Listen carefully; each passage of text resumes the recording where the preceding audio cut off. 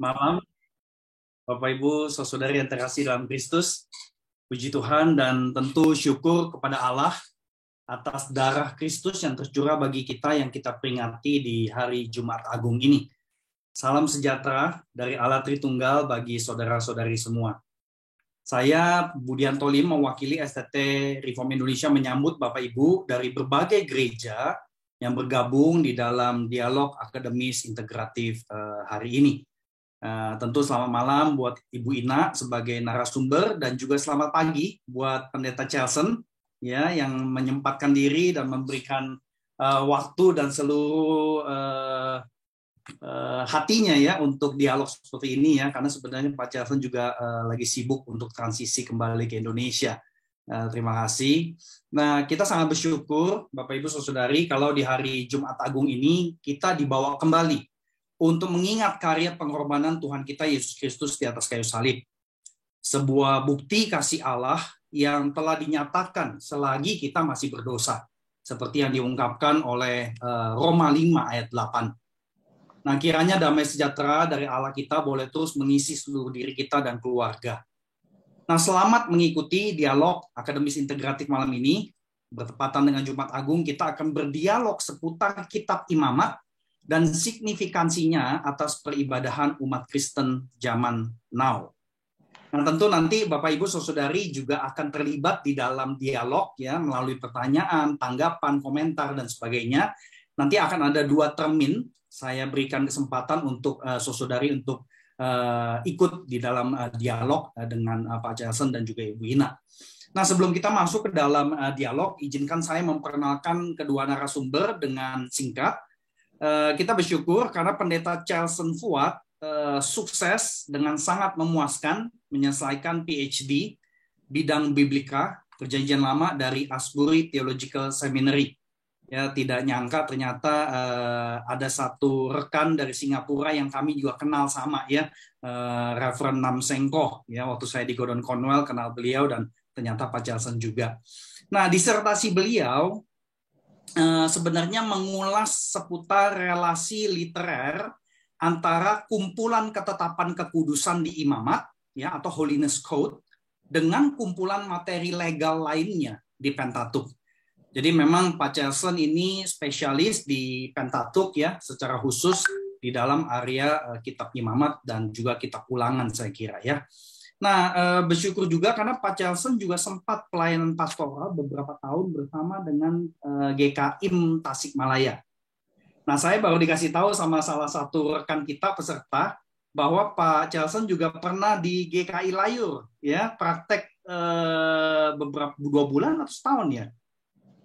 Praktek 2 bulan, Pak. 2 bulan. Nah, ini ada satu rekan dosen kami yang boyong 20 orang dari GKI Layur, Pak. Jadi pasti ada beberapa yang sudah dikenal ya. Kita bersyukur sekali.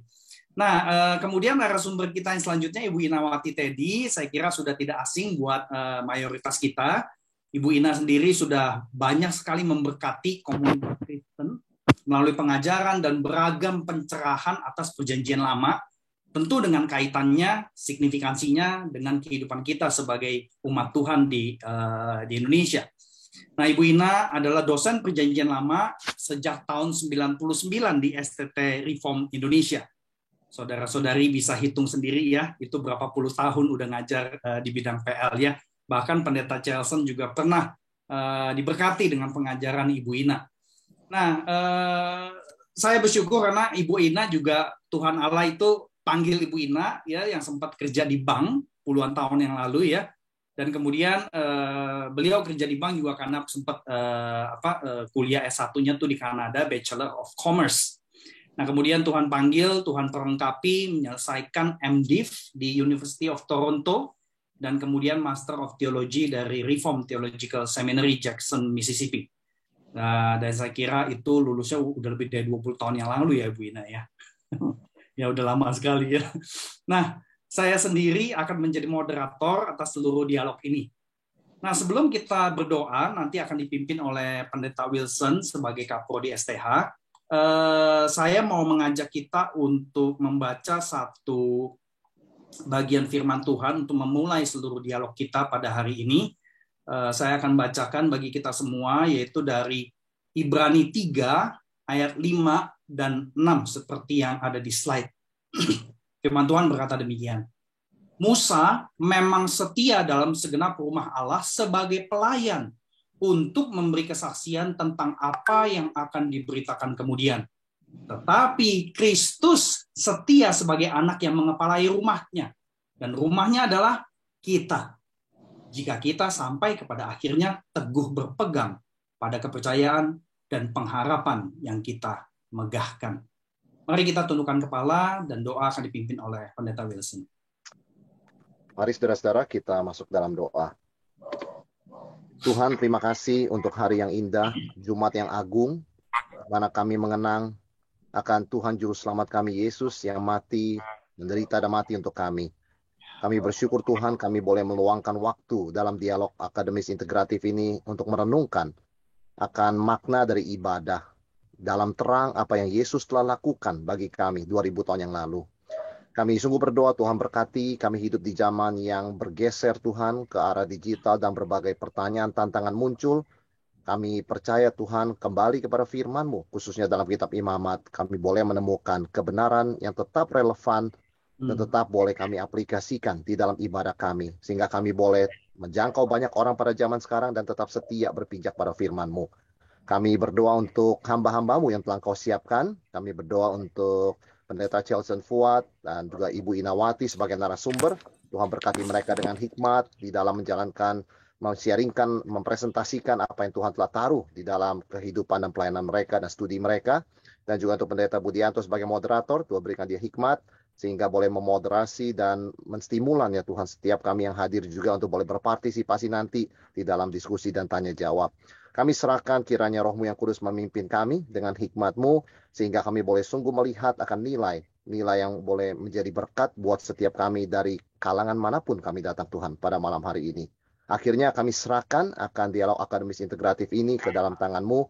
Dari awal sampai akhir kiranya Tuhan yang memberkati dan Tuhan yang boleh menjadikan setiap kami setelah selesai acara ini menjadi saluran berkat. Dalam nama Tuhan Yesus kami berdoa. Amin. Amin. Terima kasih Pak Wilson. Baik Bapak Ibu Saudara yang terkasih, kita akan memulai dialog malam ini dengan sebuah pendahuluan umum mengenai imamat ya. Nah sebelum saya masuk, sekedar mengingatkan, nanti akan ada kesempatan untuk tanya jawab, memberikan komentar, tanggapan, klarifikasi, dan sebagainya. Nah Anda bisa lakukan itu lewat chat box yang ditujukan kepada Q&A, ya. Atau Anda boleh raise hand, ya, feature raise hand dari Zoom, kemudian Anda bisa mengemukakan secara singkat, ya, komentar, pertanyaan, ataupun tanggapan. Baik, Bapak Ibu saya yang terkasih, seperti kita saya menduga kita punya feeling yang mirip mengenai kitab Imamat ya. Jadi saya menduganya begini, mayoritas kita pernah kesandung dengan kitab Imamat ketika kita melewati proses pertumbuhan rohani kita masing-masing. Maksud saya tersandung begini, mungkin kita pernah bertekad ya baca Alkitab berurutan. Nah, begitu masuk ke kitab Imamat, kita mengalami kesulitan, kebosanan mungkin, atau bahkan kebingungan. Sehingga kemudian ya udah kita skip langsung, ya. Nah, di samping itu mimbar gereja juga sangat jarang ya. Bahkan mungkin tidak pernah ada khotbah eksposisi dari kitab Imamat. Bisa jadi semua disebabkan karena kitab ini memang sudah dianggap tidak ada relevansinya sama sekali bagi gereja. Namun kitab Imamat saya kira tetap adalah firman Tuhan yang menyingkapkan jalan yang Tuhan Allah sediakan bagi umatnya ketika umatnya ingin berjumpa dengan Allah yang kudus. Nah, Bapak Ibu saya yang terkasih, saya kira ini satu hal yang luar biasa sekali karena Imamat tetap adalah firman Tuhan, bahkan hukum kedua dari hukum terutama kita tahu ada di Imamat. Ya, Imamat 19 ayat 18. Kasihilah sesamamu manusia seperti dirimu sendiri. Nah, saya pikir perintah Tuhan ini hanyalah satu dari serangkaian perintah yang tetap punya signifikansi bagi kita umat Allah di abad ini. Nah, yang cukup menarik perhatian saya ketika membaca, mempelajari, mengajar kitab Imamat, yaitu yang menarik ini adalah fokus isinya itu terkait banyak dengan peribadahan. Baik berupa perintah yang formatnya adalah ritual-ritual, ataupun perintah dalam kaitan dengan kehidupan sosial. Nah, dari sini saya kira kita bisa secara generik ya mendapati bahwa ibadah atau hidup menyembah Allah bukan terbatas pada cult atau ritual yang diperintahkan Tuhan. Saya kira cukup simpel kita bisa mengatakan bahwa kitab Imamat sebenarnya menyodorkan whole life worship. Ya. Nah, beragam perintah dalam Imamat bukan hanya untuk para imam, tetapi juga untuk seluruh umat tebusan Allah, umat Israel. Nah, fokus pada berbagai aspek ibadah sebagai perjumpaan dengan Allah, kita bisa simak ya melalui outline yang sangat-sangat generik yang dikemukakan oleh seorang penulis, L. Michael Morales dari Greenfield Presbyterian Theological Seminary. Imamat 1-10 itu approaching, mendekati ya hadirat Allah di tabernakel. 11-16 itu pembersihan, purification, cleansing the house of God, dan kemudian 17-27 meeting with God at the house of God. Nah, tentu cara outline seperti ini setiap teolog, setiap ahli perjanjian lama bisa berbeda. Ya, saya kira Pak Jason ataupun Ibu Ina juga mungkin punya outline yang berbeda. Tapi paling tidak ini memberikan gambaran umum. Nah, berdasarkan gambaran menyeluruh seperti ini, saya mau memulai mengajak Pak Jason dan Ibu Ina untuk masuk di dalam dialog. Tentu saya nanti sekali lagi akan beri kesempatan buat saudari untuk bergabung. Nah, saya akan mulai dengan pertanyaan yang cukup generik ya Bapak Ibu ya. Semoga pertanyaan ini kemudian semakin membuat kita cukup dalam tanda petik cukup hangat, dan kemudian kita bisa engage di dalam seluruh perbincangan kita. Nah, pertanyaan pertama begini nih, Bapak Ibu. Jadi kita tahu kitab Imamat itu tadi secara umum kayaknya agak diabaikan ya, baik sengaja maupun tidak sengaja oleh para pengajar ataupun pengkhotbah Kristen. Karena diasumsikan udah nggak berlaku, ya, karena kan Kristus sudah jadi penggenap ya. Nah, apakah pandangan ini, menurut Ibu Ina, apakah pandangan ini masih perlu dipertahankan? Mengingat kitab Imamat juga adalah firman Tuhan yang berisi ajaran kekudusan malah ya, dan mengasihi sesama. Silakan Bu Ina. Oke, terima kasih Pak Budianto. Kalau menurut saya karena masih ada di dalam Alkitab ya berarti tentu saja ya merupakan sesuatu yang tetap harus kita pertahankan. Lagi pula prinsip Allah harusnya tidak pernah berubah. Allah kita adalah Allah yang sempurna, prinsipnya tidak mungkin berubah, aplikasinya yang bisa berubah. Karena itu kita melihat bahwa prinsip utama dalam kitab Imamat adalah kuduslah kamu sebab aku Tuhan Allahmu kudus.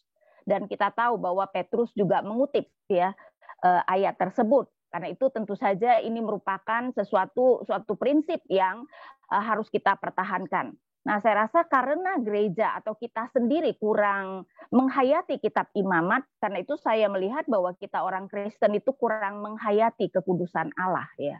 Dan karena itu kenapa kitab Imamat merupakan sesuatu yang tentu saja penting. Mengapa kekudusan umat penting? Karena memang Allah yang kudus itu tidak mungkin bisa berdiam di tengah-tengah umatnya. Kita tahu bahwa kemah suci didirikan. Itu adalah supaya Allah bisa berdiam di tengah-tengah umatnya. Dan kalau umatnya tidak kudus, maka akhirnya Allah tidak tahan untuk diam di tengah-tengah umatnya. Dan kita tahu itu yang akhirnya terjadi. Ya, Yehezkiel akhirnya mendapat penglihatan betapa kemuliaan Allah meninggalkan baitnya. Karena apa? Karena umat melakukan penyembahan berhala, kekerasan, ketidakadilan sosial yang begitu parahnya, sehingga Allah akhirnya tidak tahan. Karena itu kenapa saudara-saudara kita melihat bahwa prinsip kekudusan Allah ini tentu saja ya masih berlaku untuk kita. Allah bisa tidak hadir di baitnya, dan berarti Allah juga bisa tidak hadir di dalam ibadah kita jika kita tidak menghargai kekudusan Allah. Begitupun juga Allah bisa tidak menyertai kita kalau kita terus berkancah dalam dosa dan kita tidak mau bertobat.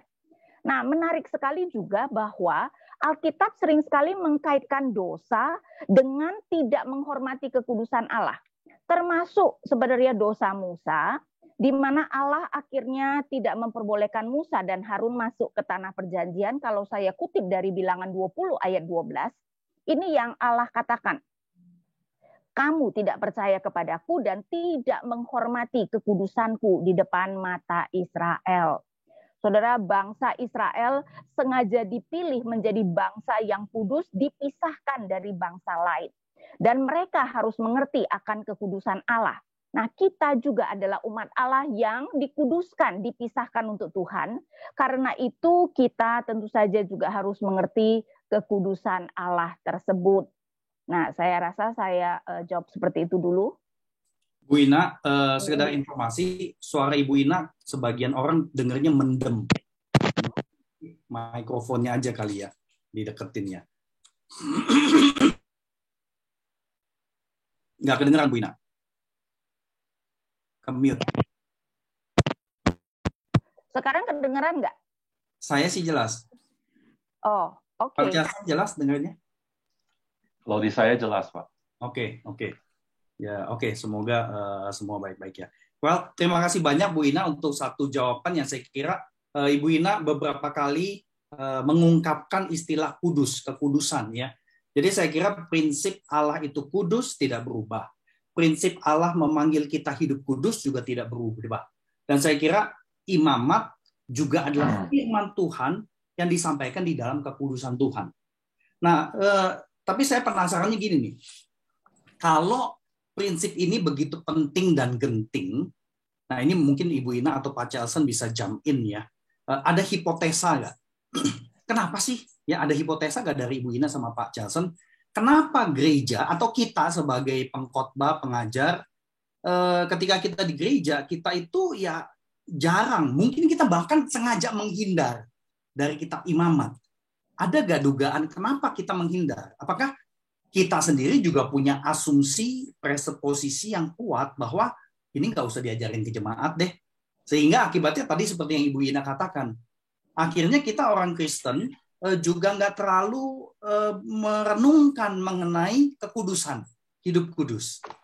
Kira-kira kenapa ya? Apakah ada halangan tertentu dari gereja, dari kita sebagai pengajar, menghindar ngajar kitab imamat, khotbah kitab imamat? Kalau ada, mungkin Bu Ina atau Pak Jason silakan. Ya, saya dulu ya. Kalau menurut saya, karena memang orang Kristen sangat menekankan kasih Allah yang menurut saya kebablasan ya. Kasih yang akhirnya seakan-akan melampaui kekudusan Allah, dan karena sepertinya kekudusan Allah itu bertentangan dengan kasihnya, saya mengatakan sepertinya ya, karena itu ya kekudusan Allah menjadi disingkirkan ya, padahal seharusnya kita tahu bahwa di dalam kasihnya Allah kita tetap adalah Allah yang kudus ya, sehingga saya rasa kita tidak boleh membuang yang satu demi menekankan yang satu, tapi itu yang terjadi pada orang Kristen kan. Karena kasih Allah yang begitu didengungkan ya, sehingga menghilangkan seperti keadilan Allah dan kekudusan Allah. Oke. Berarti salah satu isunya kemungkinan besar ini dugaan saya. Berarti kemungkinan besar kita sebagai pengajar, pengkhotbah, pemimpin rohani, kita pun punya pola pikir dikotomis antara kasih dan kekudusan Allah gitu ya. Padahal kalau kita perhatikan lanjutan dari kitab Keluaran ke imamat itu luar biasa sekali ya. Jadi kan kalau kita baca Keluaran 40, Musa Harun nggak boleh masuk ke dalam kemah suci. Dan karena ada dosa anak lembu emas dan sebagainya. Kemudian ada kitab imamat yang benar-benar di tengah. Tuhan sediain jalan gimana supaya bisa ketemu Tuhan di tabernakel kemah suci. Ini berarti kasih Allah sebetulnya ya. Betul, dan mungkin boleh saya kaitkan juga ya, Imamat 19 ayat 2 yang tadi, kuduslah kamu sebab aku Tuhan Allahmu kudus, sebenarnya di dalam Imamat 19 10 hukum itu diberikan, walaupun tidak di dalam mungkin kalimat-kalimat seperti yang kita mengerti, tapi para ahli setuju ya, Imamat 19 berisi 10 hukum. Sedangkan kita tahu 10 hukum sebenarnya kesimpulannya adalah mengasihi Allah dan mengasihi sesama. Jadi berpikir kalau kekudusan Allah itu tidak ada kaitannya dengan kasih itu sangat salah ya, karena kekudusan Allah sebenarnya sejalan dengan kasih. Karena itu saya rasa kita orang Kristen yang mungkin ya salah mengerti dan melakukan dikotomi tersebut. Ya. Thank you so much Ibu Ina. Pak Charleston mungkin mau ikut dalam ini Ibu Ina, komen Ibu Ina. Selamat malam dulu ya buat Pak Budianto, Bu Ina, dan saudara-saudara sekalian. Pertama-tama selamat Hari Jumat Agung dulu ya. Kita bersyukur kepada Tuhan, dan saya senang sekali malam ini ada kesempatan berdiskusi dalam panel ini. Dan memang pertanyaan Pak Budianto tentang mengapa kita membaca Perjanjian Lama itu salah satu pertanyaan yang paling sering ditanyakan oleh orang Kristen. Nah, seringkali dalam kuliah atau seminar Perjanjian Lama seperti ini, seorang pengajar atau dosen Perjanjian Lama tuh harus lebih dahulu menjustifikasi mengapa orang Kristen tuh harus membaca Perjanjian Lama. Nah, kalau saudara perhatikan jarang sekali ada dosen Perjanjian Baru yang harus berapologetika terlebih dahulu mengapa orang Kristen harus membaca Perjanjian Baru. Nah, kalau saya perhatikan kemungkinan ada dua hal yang paling besar yang membuat orang Kristen menjadi menghindari Perjanjian Lama, khususnya kitab Imamat. Yang pertama adalah kitab Imamat itu penuh dengan hal-hal yang sangat asing bagi kita, sehingga dan saking asingnya kita tuh tidak bisa membayangkan apa yang terjadi dan dilakukan di dalam Perjanjian Lama. Jadi begitu asingnya sehingga membayangkannya pun kita tidak punya kemampuan itu karena kita tidak pernah lihat. Ada kebanyakan orang tuh tidak bisa melihat bagaimana korban itu dipersembahkan, tidak bisa membayangkan bagaimana peran imam di dalam kemah pertemuan dan lain sebagainya. Nah, itu halangan pertama yang salah satu yang paling besar kenapa orang tidak membaca kitab Imamat. Tapi yang kedua yang juga sangat besar itu adalah pemahaman kita, khususnya orang-orang dari kalangan Reform yang membagi hukum-hukum Perjanjian Lama itu ke dalam 3 kategori. Yang pertama itu hukum moral, hukum sipil, dan kemudian hukum ritual. Nah, karena kita diberitahu bahwa hukum moral itu mengikat orang-orang percaya hingga pada zaman Perjanjian Baru, sedangkan kita tidak lagi berada di bawah hukum ritual dan hukum sipil, kemudian kita berasumsi bahwa kalau kita tidak berada di bawah hukum ritual dan sipil, maka mereka tidak punya relevansi lagi untuk kehidupan kita. Saya kira dua hal itu yang paling besar yang membuat kita menjadi merasa tidak perlu lagi untuk membaca atau mempelajari ritual-ritual di dalam Perjanjian Lama. Begitu kira-kira Pak Budi. Oke. Ya, ini menarik ya, karena memang pembagian porsi hukum di dalam Pentatuk umum sekali ya, dibagi dengan 3 section itu ya, moral, sipil, ritual. Dan betul sekali di kebanyakan scholarship Perjanjian Lama rata-rata mengatakan yang ritual pasti udah nggak bisa dilakukan, tidak ada relevansi. Kemudian sipil, contohnya mengenai Imamat 25, Jubilee Year, tahun pembebasan hutang. Ya, ini juga dipertanyakan ya. Apa betul Israel menerapkan Jubilee Year? Sehingga karena tidak ada evidence, sehingga kemudian diasumsikan mungkinnya bahwa ya udah ini tidak lagi berlaku dan sebagainya ya. Jadi saya kira memang ini satu hal yang penting sekali ya. Nah, mungkin begini nih Pak Charleston, kita sebagai pengajar atau pengkhotbah itu baik sengaja maupun tidak sengaja itu menghindar atau tidak mau mengajar, tidak mau khotbah ambil dari teks Imamat, karena kita juga bingung, kita nggak punya strategi untuk membaca kitab Imamat sehingga kita bisa petik signifikansi yang tetap bisa dihargai bahkan dihidupi di tengah-tengah kehidupan kita sebagai umat Kristen. Nah, apa ada strategi tertentu, strategi yang Pak Charleston bisa kemukakan supaya kitab Imamat lebih kita hargai gitu? Silakan, Pak. Ya, benar sekali Pak Budi, bahwa persoalan yang dihadapi oleh orang Kristen ketika membaca Perjanjian Lama itu tidak hanya berhenti pada pertanyaan kenapa kita harus membaca Perjanjian Lama.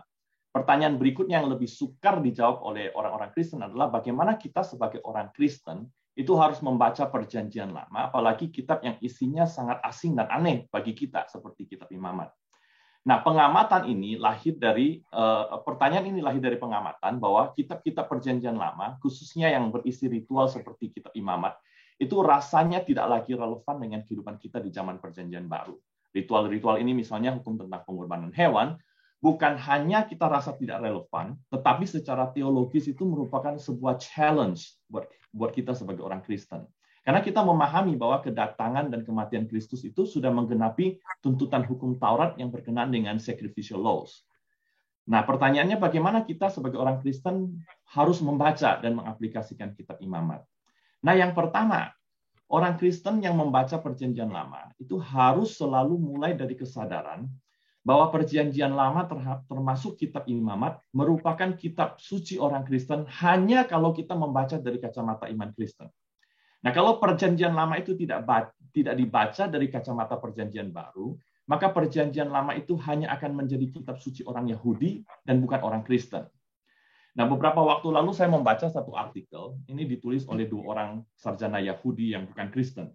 Yang pertama tuh namanya Mark Swee-Bradler, dia itu seorang sarjana Perjanjian Lama. Dan yang kedua itu adalah Amy Jill Levine, dia itu seorang sarjana Perjanjian Baru. Tapi dua-duanya itu orang Yahudi dan bukan Kristen. Mereka mempersoalkan perbedaan pemahaman orang Yahudi dan Kristen tentang perlunya penumpahan darah bagi pengampunan dosa. Jadi mereka bertanya begini, apakah memang Perjanjian Lama itu mengajarkan perlu ada penumpahan darah sebagai syarat bagi seorang yang berdosa itu agar diampuni oleh Tuhan? Nah, mereka menunjukkan dengan sangat baik sekali di dalam artikel itu bahwa penebusan dosa menurut Perjanjian Lama itu memang kadang-kala tidak memerlukan penumpahan darah. Mereka kemudian mempersoalkan orang-orang Kristen di gereja mula-mula yang mengajarkan bahwa kematian Kristus itu adalah jalan satu-satunya bagi pengampunan dosa, karena salah paham orang Kristen di gereja mula-mula terhadap sistem pengampunan dosa di dalam Perjanjian Lama. Nah, mereka menunjukkan bahwa yang namanya kurban penghapus dosa di dalam bahasa Indonesianya ya, terjemahan untuk bahasa Ibrani khatat itu, walaupun sebenarnya namanya khatat atau kurban penghapus dosa, tapi sebenarnya lebih baik diterjemahkan kurban penyucian. Kalau saudara baca di dalam kitab Imamat itu tidak selalu menggunakan darah binatang. Misalnya Imamat pasal 5 kalau saudara baca di sana dikatakan bahwa orang yang miskin sekali itu bisa menggunakan tepung untuk menjadi kurban penghapus dosa. Jadi nggak perlu tuh ada darah untuk penyucian dosa. Lalu mereka mengarahkan pembaca ke kitab Ulangan. Nah, di sana kita menemukan bahwa sistem pengorbanan itu bukan sesuatu konsep yang sangat sentral di dalam kitab Ulangan. Apalagi kalau kita mau berargumen bahwa itu konsep satu-satunya ketika berbicara tentang pengampunan dosa. Jadi di dalam kitab Ulangan kalau kita baca, persyaratan untuk pengampunan dosa itu adalah kalau orang yang berdosa itu bertobat kembali kepada Tuhan dan memohon pengampunan dari Tuhan. Jadi kalau orang Israel berbalik dari jalan mereka yang jahat dan meminta pengampunan dari Tuhan, Tuhan akan mengampuni dosa mereka. Jadi nggak ada ember-ember harus membawa korban sembelihan, walaupun memang bisa saja penulis kitab Ulangan itu mengasumsikan bahwa setelah pertobatan kembali kepada Tuhan itu mereka harus membawa kurban sembelihan. Tapi karena kitab Ulangan itu tidak secara eksplisit mengatakan begitu, maka kedua sarjana Yahudi ini, Bradler sama Levine itu, dia berpendapat bahwa di dalam kitab Ulangan sistem korban itu tidak sentral. Nah, itu juga sebabnya kalau saudara lihat di dalam sejarah, di dalam tradisi Yahudi, pasca kehancuran Bait Suci yang kedua, para rabi itu mengajarkan bahwa kitab Ulangan, di dalam kitab Ulangan, dan mereka membangun teologinya berdasarkan kitab Ulangan, korban binatang itu tidak mutlak untuk pengampunan dosa. Mereka mengajarkan, karena Bait Suci sudah hancur, maka tidak lagi bisa mereka mempersembahkan kurban. Lalu mereka berkata begini, doa yang rutin setiap hari dengan pertobatan dan kehidupan yang beramal itu sudah cukup dan merupakan pengganti persembahan korban pagi dan petang yang biasanya dilakukan di dalam Bait Suci. Nah, kalau kita baca Perjanjian Lama, memang benar bahwa pengampunan dosa itu tidak selalu harus lewat penumpahan darah. Ya, mereka tuh tidak salah mengatakan pengampunan dosa itu di dalam Perjanjian Lama itu tidak selalu harus menumpahkan darah. Dan penulis Perjanjian Baru pun kalau sudah baca, kelihatannya paham benar tentang hal ini. Itulah sebabnya, saudara kalau baca kitab Ibrani, di dalam kitab Ibrani itu dikatakan begini, hampir segala sesuatu itu disucikan dengan darah. Artinya apa? Artinya tidak semua disucikan dengan darah, tapi hampir semua. Tapi walaupun penyucian di dalam Perjanjian Lama itu kadang-kala tidak perlu mencurahkan darah, tetapi pada akhirnya semua dosa itu diampuni. Karena apa? Karena pencurahan darah oleh Kristus. Kalau kita hanya baca Perjanjian Lama tanpa Perjanjian Baru, kita akan baca ritual dan korban binatang dalam Perjanjian Lama itu sebagai sebuah sarana yang efektif untuk pengampunan dosa pada dirinya sendiri. Nah, itulah yang mungkin juga dimengerti oleh orang-orang Yahudi. Ya. Dan pembacaan seperti itu memang sah-sah saja. Memang bisa saja orang membaca kitab Imamat seperti itu. Tetapi sebagai orang Kristen, kita punya Perjanjian Baru yang menjelaskan dan menafsirkan Perjanjian Lama buat kita. Nah, dengan kata lain, bagi orang Kristen, Perjanjian Lama itu walaupun bisa dibaca sendiri, tapi tidak dibaca dan ditafsirkan oleh orang Kristen tanpa Perjanjian Baru. Nah, orang yang berasal dari tradisi Reform, saya ini dari tradisi Reform, dia percaya bahwa percaya pada teologi perjanjian atau covenant theology, yaitu bahwa korban perjanjian lama itu hanya efektif karena menunjuk kepada Kristus sebagai korban yang final. Jadi hanya darah Kristus yang efektif mengampuni dosa pada dirinya sendiri. Dengan kata lain, orang dalam perjanjian lama pun diampuni dosanya lewat pengorbanan Kristus. Nah, itulah sebabnya dalam Ibrani pasal 10 misalnya dikatakan tidak mungkin darah lembu jantan atau darah domba itu menghapuskan dosa. Karena hanya darah Kristus yang mengampuni dosa. Nah, kitab Ibrani juga mengajarkan bahwa apa yang digambarkan dalam kitab Imamat itu hanya merupakan bayangan dari apa yang sempurna. Dia berkata pelayanan imam besar itu bayangan dari apa yang ada di surga, yaitu pelayanan Yesus Kristus sebagai imam besar yang sempurna. Kalau kita tidak punya perjanjian baru, tanpa perjanjian baru, kita tidak punya konsep seperti ini kalau kita membaca perjanjian lama secara terisolasi. Jadi membaca imamat dengan kacamata perjanjian baru itu akan mempengaruhi itu cara kita membaca dan memahami signifikansi dari ritual-ritual dalam perjanjian lama. Nah, itu yang pertama. Yang kedua, yang juga sama pentingnya, itu kita perlu ingat pada waktu kita membaca kitab Imamat adalah bahwa ibadah yang digambarkan di dalam kitab Imamat itu bukan sebuah model ibadah yang statis, apalagi final. Ya, kalau kita membaca perjanjian lama, kita akan melihat ibadah itu berkembang dari zaman ke zaman. Nah, walaupun ibadah yang diperkenalkan Musa itu di dalam kitab Imamat menjadi ibadah yang baku selama berabad-abad, sistem ibadah yang diperkenalkan di dalam kitab Imamat itu mengalami banyak sekali perubahan. Nah, salah satu perubahan yang sangat besar yang terjadi adalah pada waktu bait suci dibangun secara permanen oleh Salomo berdasarkan instruksi dari Daud. Jadi Daud tuh memberikan blueprint kepada anaknya Salomo, bukan hanya bagaimana cara membangun bait suci, ya, bukan hanya ukuran bait sucinya, tetapi juga bagaimana cara beribadah di dalam bait suci yang baru. Nah, sebagai akibat dari tempat ibadah yang berubah, Daud juga merubah tuh sistem ibadah di bait suci. Dia perkenalkan ada elemen-elemen yang baru di dalam ibadah. Misalnya pelayanan musik. Tadinya tidak ada tuh pelayanan musik di dalam ibadah di zaman Musa. Jadi pada waktu bait suci pertama dibangun, Daud memperkenalkan tuh pelayanan musik yang dilakukan oleh para orang Lewi. Juga pada waktu bait suci yang pertama dan kedua dihancurkan dalam sejarah, orang Yahudi pun harus beradaptasi dan merubah gaya ibadah mereka. Yang tadinya mereka punya bait suci untuk mempersembahkan korban, sekarang sudah tidak ada. Jadi sistem pengorbanan yang tadinya merupakan elemen yang sentral sekali di dalam ibadah menurut versi kitab Imamat itu menjadi hilang sama sekali dan digantikan dengan elemen-elemen lain seperti pertobatan dan doa. Jadi kalau kita baca kitab Imamat, kita mesti punya kesadaran ini nih, bahwa di dalam sejarah Israel, ibadah yang berkenan kepada Tuhan itu tidak 100% statis. Di dalam sejarah keselamatan, Allah terus menyingkapkan kehendaknya tentang bagaimana umat Allah itu mesti beribadah kepada Tuhan.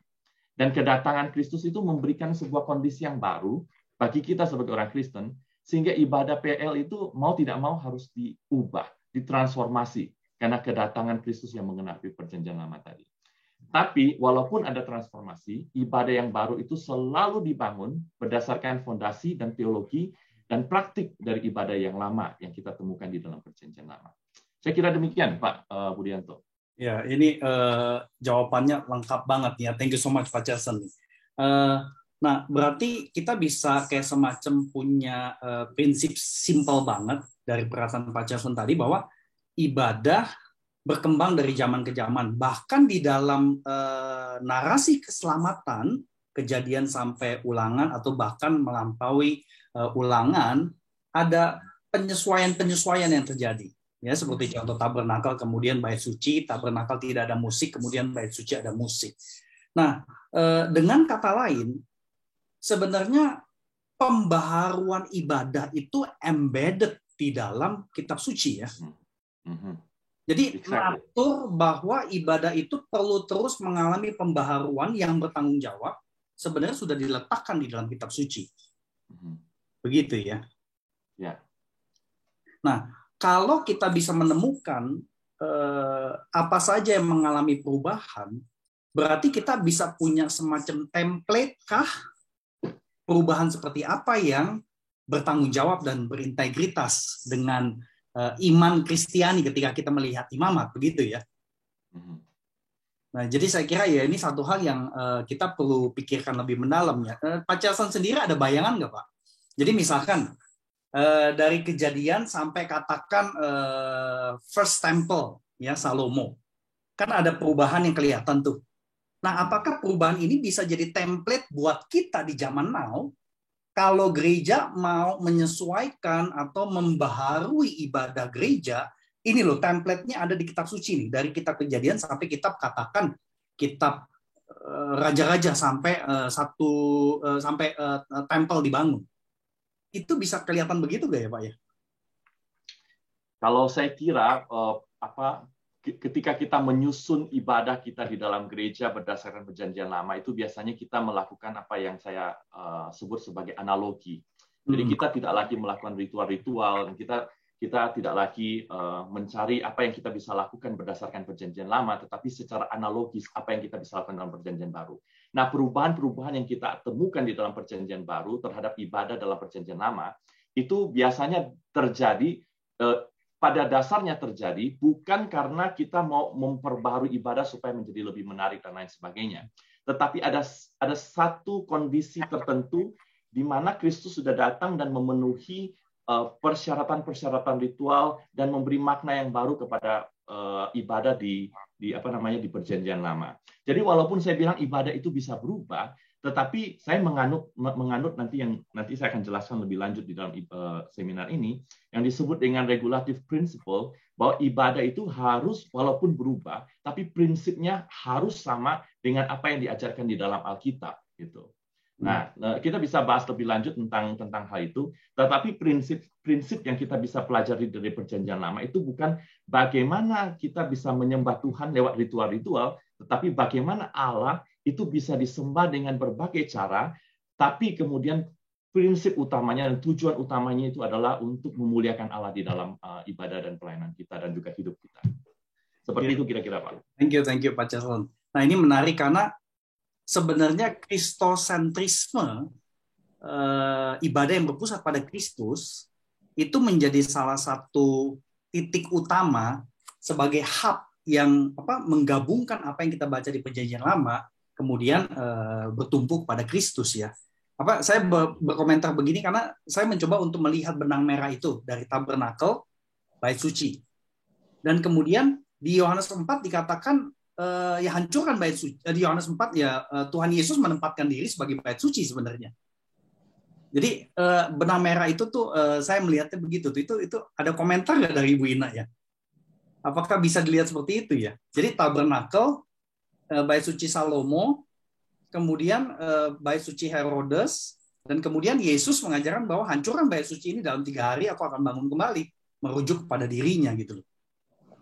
Nah, kalau kita melihat memang kelihatannya Yohanes mau mengatakan ya bahwa kemah suci itu sebenarnya itu menunjuk kepada Kristus. Ingat ya, kemah suci adalah Allah tinggal bersama dengan umatnya.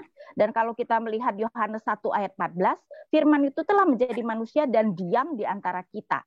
Kata yang diterjemahkan diam itu kan berkemah. Karena itu kenapa ada pemikiran bahwa sebenarnya bait suci ataupun kemah suci kan itu adalah kehadiran Allah di tengah-tengah umatnya. Kalau sebelumnya baik di kemah suci maupun bait Allah berupa awan kemuliaan, ya, Allah manifestasikan kehadirannya berupa awan kemuliaan, sekarang Allah anak benar-benar datang tinggal di antara umatnya. Jadi kalau kemudian Yesus mengatakan dirinya adalah bait suci, nah itu memang sudah Yohanes tunjukkan bahkan di dalam pasal 1. Karena bait suci, kemah suci itu kan mau mengatakan Allah kita, seperti kata Musa, berbeda dengan bangsa lain. Allah yang benar-benar diam di tengah umatnya. Dan bukankah itu terwujud dengan sempurna dengan Yesus diam di tengah-tengah umatnya? Ya, jadi saya rasa ya betul sekali. Ya. Well, thank you so much Ibu Ina. Ya, jadi saya kira dari pertanyaan awal ini sebenarnya salah satu aspek yang perlu terus-menerus menjadi pertimbangan kita ketika kita rindu terjadinya pembaharuan di dalam ibadah. Kunci utama adalah seberapa jauh ini menjauh dari Kristus, dari kristosentrisme, atau makin memperkuat kristosentrisme ya. Jadi saya kira itu salah satu kunci yang utama ya. Nah, tadi saya sebenarnya udah melihat ada satu rekan yang angkat tangan ya di Zoom ini. Cuma saya meminta kesediaan, kalau nggak salah seorang ibu ya, menahan pertanyaannya, diketik dulu di komputer Anda atau di HP, nanti baru ditanyakan. Siapa tahu pertanyaan itu udah kejawab dengan pertanyaan yang berikutnya ini, ya. Jadi saya akan beralih kepada pertanyaan berikutnya. Tadi Pak Jason juga sempat menyinggung pembacaan dari orang Yahudi atas Perjanjian Lama, ya. Nah, ini di slide saya menampilkan seorang rabi namanya Jonathan Sacks, ya, tapi sudah almarhum. Beliau itu menulis bahwa kitab Imamat adalah kitab pertama yang digunakan di dalam pendidikan rohani keluarga inti. Ya, nah tentu pendidikan rohani di sini bisa dipandang sebagai aspek hidup menyembah Allah, karena kita punya keyakinan all life is worship to the glory of God, gitu ya. Nah, pendidikan yang dimaksud oleh Jonathan Sacks ini berkenaan dengan pengenalan keluarga pertama kali atas arti kekudusan datangnya dari kitab Imamat. Kemudian pengenalan atau pengertian apa sih arti berkorban, apa arti pengorbanan, apa arti dan dimensi dosa, kesalahan, pelanggaran, itu juga hadir atau dihadirkan di dalam kitab Imamat. Sehingga makanya beliau menyimpulkan bahwa kitab Imamat adalah kitab pertama sebagai pendidikan rohani keluarga. Nah, gimana menurut Pak Charlson ya mengenai aspek ini ya, Imamat sebagai sumber pertama pendidikan rohani? Silakan, Pak.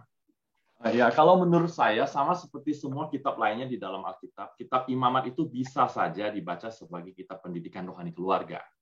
Tapi saya kira yang dimaksud oleh Rabbi Jonathan Sacks tadi itu adalah bahwa di dalam sistem pendidikan rabbinik di dalam agama Yahudi atau Yudaisme. Jadi ini bukan tujuan utama penulisan dari kitab Imamat, tetapi bagaimana kitab Imamat digunakan dalam agama Yudaisme, pendidikan rabbinik, khususnya juga di dalam pendidikan rabbinik zaman modern ini dalam agama Yahudi Ortodoks. Nah, kitab Imamat itu adalah kitab pertama yang mereka ajarkan kepada anak-anak yang masih kecil. Nah, ini kontras sekali kalau kita bandingkan kitab Imamat ini, kitab pertama yang dipelajari anak-anak dalam agama Yahudi, tapi mungkin salah satu buku terakhir yang dipelajari oleh orang Kristen. Nah, mengapa anak-anak Yahudi itu mulai dari kitab Imamat? Nah, ini supaya mereka tuh mengerti nih sistem kekudusan di dalam agama Yahudi. Jadi pada waktu nanti mereka menjadi bar mitzvah atau bat mitzvah, yaitu anak-anak ini yang menjadi berada di bawah hukum Taurat pada usia 12 atau 13 tahun, mereka sudah mengerti sistem kekudusan yang diharapkan dari seorang Yahudi karena mereka hidup di bawah hukum Taurat.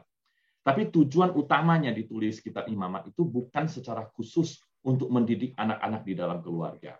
Nah, kalau kita lihat struktur kitab Imamat, kita akan lihat nih, di dalam kitab Imamat itu isinya petunjuk bagi orang awam dan para imam dalam pelaksanaan ibadat di kemah pertemuan, maupun juga di dalam kehidupan sehari-hari. Misalnya kalau saudara baca kitab Imamat pasal 1 sampai pasal 6, kita lihat ada instruksi tentang 5 jenis kurban yang instruksinya itu diberikan kepada orang awam. Jadi instruksinya itu dimulai dengan perintah kepada Musa. Tuhan berbicara kepada Musa, dan Tuhan bilang begini, bicaralah kepada orang Israel dan katakan kepada mereka. Ya, jadi ini ada perintah yang spesifik nih untuk seluruh orang Israel. Sedangkan kalau saudara baca kelanjutannya, misalnya di Imamat pasal 6, ayat 8 sampai pasal 7, di sana perintah itu berganti. Yang tadinya untuk orang awam, sekarang ini spesifik untuk para imam. Di sana dikatakan misalnya, Tuhan berfirman kepada Musa, perintahkanlah kepada Harun dan anak-anaknya. Maksudnya itu perintahkan kepada kaum imam. Dan kemudian di pasal 89 kita melihat ada pentabisan para imam, pasal 10 tentang dosa anak Harun dan tugas para imam yang membedakan antara yang najis dengan yang tahir. Gitu. Jadi audiens kitab Imamat itu adalah orang Israel yang bukan imam, dan para imam yang melayani di kemah pertemuan. Jadi dengan kata lain, kitab Imamat itu ditulis untuk memberikan pemahaman kepada semua orang Israel, baik yang awam maupun para imam, tentang bagaimana mereka itu hidup berkenan kepada Tuhan, supaya Tuhan tuh mau tuh tetap tinggal di tengah-tengah umatnya, yaitu di dalam tabernakel. Jadi kalau ditanya apakah kitab Imamat memiliki manfaat nih buat pendidikan rohani keluarga, ya jelas ya, karena ini adalah pendidikan rohani bagi semua golongan umat Tuhan. Tapi apakah spesifik untuk anak-anak di dalam pendidikan keluarga, di dalam pendidikan anak-anak di dalam keluarga? Tentu tidak spesifik seperti itu. Nah, lalu apa yang diajarkan oleh kitab Imamat? Kitab Imamat itu menunjukkan kepada kita itu tentang Bagaimana, siapa tuh Allah? Hidup itu seperti apa yang diharapkan dari umat Allah? Apa saja efek dari tindakan kita sebagai umat Tuhan? Dan bagaimana mereparasi hubungan kita yang rusak karena dosa? Dan bagaimana umat Israel itu sebagai sebuah bangsa mempertahankan kehadiran Tuhan di tengah-tengah umatnya? Jadi semua ritual, semua instruksi yang diberikan di dalam kitab Imamat itu tujuannya cuma satu, yaitu supaya kehadiran Tuhan itu tidak meninggalkan umatnya karena hidup yang tidak kudus. Ya, jadi ritual ini mengajarkan bagaimana mereka hidup berkenan kepada Tuhan. Jadi kalau kita berdosa, kalau orang Israel berdosa, itu tabernakel tempat Tuhan tinggal itu menjadi kotor, membuat Tuhan menjadi tidak betah lagi untuk tinggal di dalamnya. Jadi setahun sekali perlu dibersihkan di dalam hari raya yang disebut dengan Yom Kippur atau Yom HaKippurim gitu.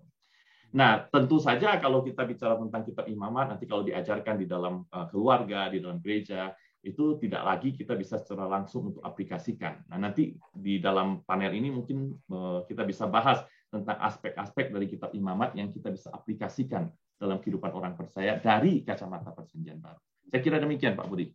Thank you. Berarti kerja bakti nggak termasuk pembersihan rumah Tuhan ya, Pak ya? Oh. Bersih-bersih gereja. Oke, thank you so much Pak Jason. Nah, saya beralih ke Ibu Ina yang masih di dalam ranah mengenai pendidikan ya, karena tadi berarti kan Pak Jason mengemukakan kita perlu melihat komentarnya Rabbi Jonathan Sacks itu kemungkinan besar dari tradisi rabbinik ya, tetapi tujuan orisinil daripada Imamat sendiri not necessarily untuk pendidikan rohani anak-anak.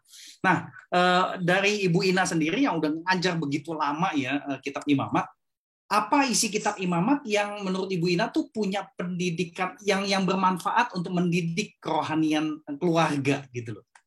Silakan Bu Ina. Belum di-unmute Bu Ina. Tadi saya sudah singgung bahwa kekudusan sudah berkaitan dengan kasih Allah ya. Jadi terutama kalau kita melihat Imamat 19 kan mengajarkan mengasihi Allah dan mengasihi sesama, sehingga dengan demikian itu jelas bisa kemudian memberikan pendidikan rohani, terutama bagaimana kemudian kita itu bisa beribadah kepada Allah ya. Kalau kita melihat 10 hukum, terutama hukum 1 sampai ke 4, itu kan berbicara bagaimana beribadah kepada Allah. Hukum pertama, siapa yang kita sembah. Hukum kedua, cara kita menyembah Allah. Hukum ketiga, sikap kita menyembah Allah. Dan hukum keempat, misalnya waktu kita menyembah Allah. Sedangkan jelas hukum kelima sampai 10 itu berbicara bagaimana kita mengasihi sesama. Ya, sehingga kalau saya bilang itu tentu saja juga bisa merupakan sesuatu yang kita pakai untuk pendidikan rohani. Dan satu hal lagi sebenarnya yang sangat krusial juga di dalam kitab Imamat adalah memberikan identitas bagi umat Allah sebagai bangsa yang kudus. Dan itu tentu saja mungkin ya bagi kita tidak terlalu penting, tetapi menurut saya kita juga bisa menarik prinsipnya. Daniel ketika kemudian dicobai atau ditantang ya dengan 3 tantangan dari Babel, misalnya belajar bahasa Kasdim. Kita tahu bahwa belajar bahasa itu bukan hanya belajar bahasa, tapi belajar juga tentang Allah bangsa Kasdim, berarti kemudian berbicara tentang makan makanan dari santapan raja, dan nama mereka yang tadinya menyandang nama Allah dan Yahweh diganti menjadi menyandang nama Allah Babel.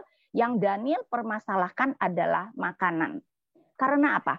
Karena sebenarnya dari makanan yang halal dan haram itu, Tuhan itu mau menunjukkan kepada Israel mereka adalah bangsa yang kudus yang berbeda.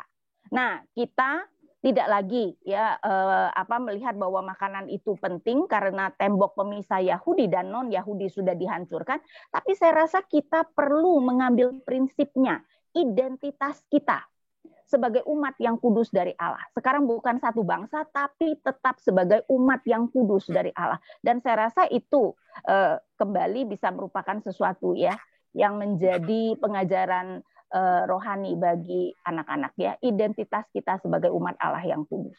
Oke, wah ini penting sekali nih ya, mengajarkan Imamat sebenarnya punya manfaat pendidikan rohani karena ada pengajaran terkait identitas kita sebagai umat kudus, umat bangsa pilihan Allah dan seterusnya ya. Nah, tapi ini menarik karena di dalam realita ibadah gereja-gereja yang sekarang, saya mungkin Ibu Ina sama Pak Charleston lebih tahu ya di Indonesia ya. Atau nanti saudari yang di dalam meeting Zoom room ini juga bisa sama-sama memberikan pandangan ya. Setahu saya 10 hukum udah kagak pernah dibacain di dalam kebaktian ya.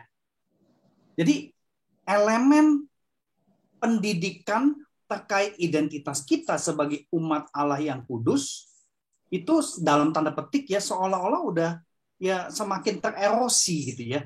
Udah gitu kita juga nggak terlalu sering mendengar khotbah mengenai apa arti kekudusan, bagaimana hidup kudus.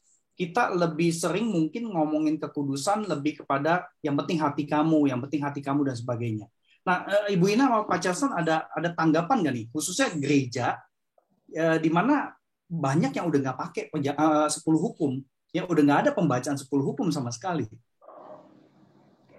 Kalau saya, karena saya ngajar sih ya 10 hukum ya. Bisa terus dipakai ya.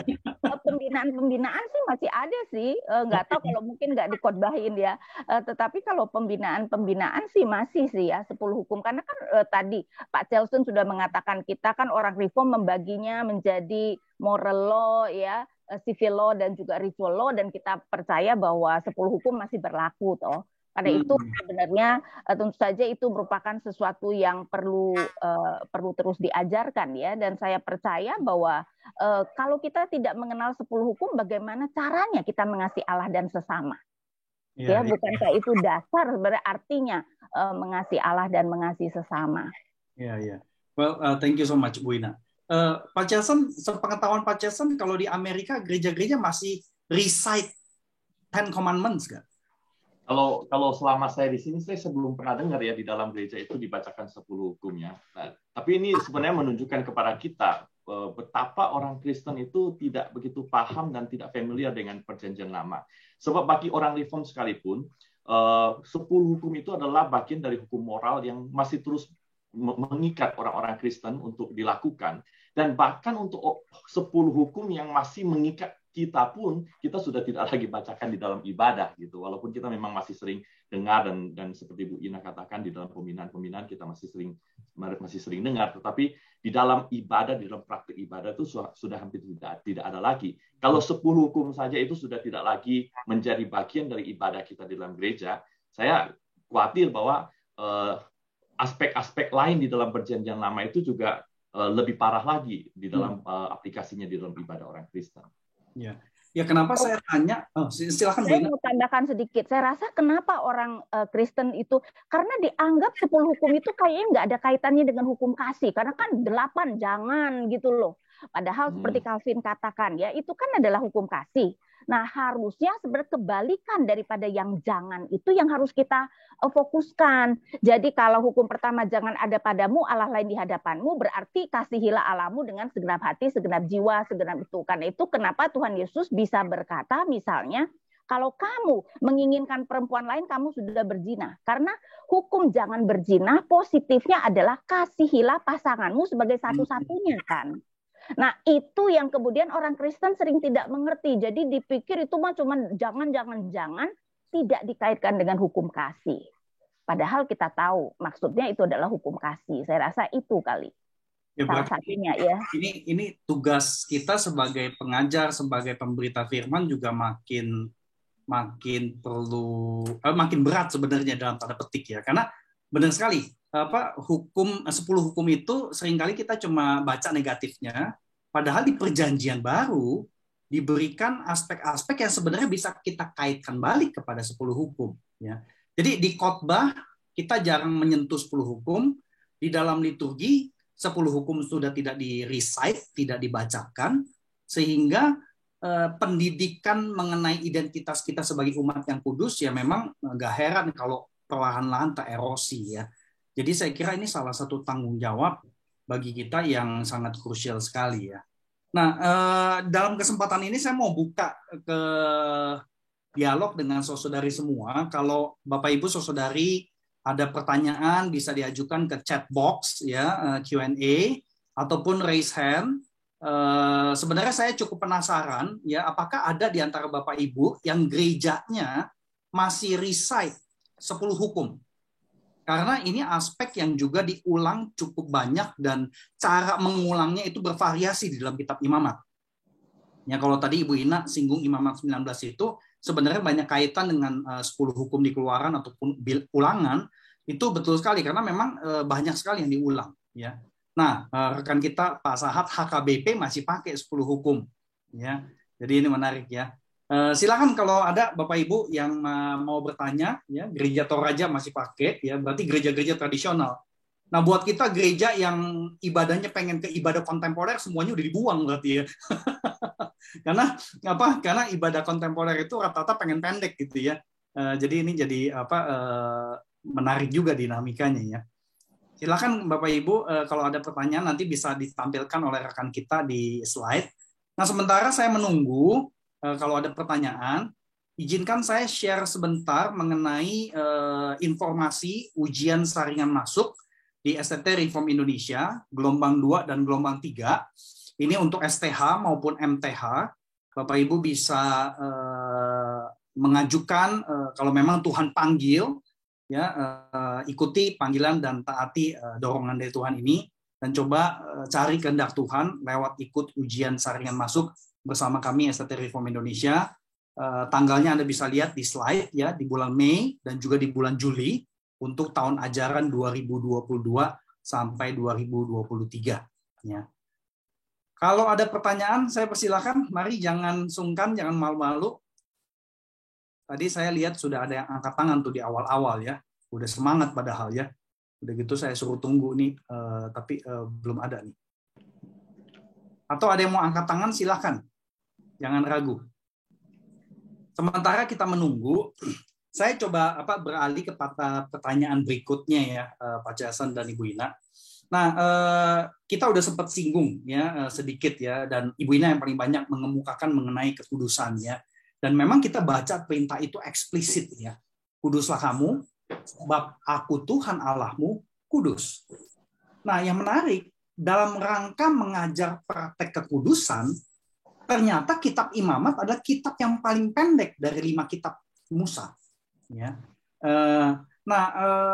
Yang menjadi pertanyaan saya gini, sebenarnya apa sih makna kudus menurut Imamat? Lalu apakah makna itu bisa diwujudkan secara konkret di dalam ibadah zaman kita sekarang? Pak Jason, silakan Pak. Ya, Pak Budi tadi menyinggung, ya, bahwa Imamat itu adalah kitab terpendek dari 5 kitab Musa. Nah, tapi walaupun kitab Imamat itu kitab yang paling pendek dalam Pentatukh, kitab ini kita bisa anggap sebagai jantung dari kelima kitab Musa ini. Walaupun banyak sarjana memang juga menganggap kitab Ulangan sebagai puncak dari Pentatukh, sebab kitab ini paling banyak dikutip dalam Perjanjian Baru dan juga mempengaruhi teologi kitab-kitab lain baik dalam PL maupun PB.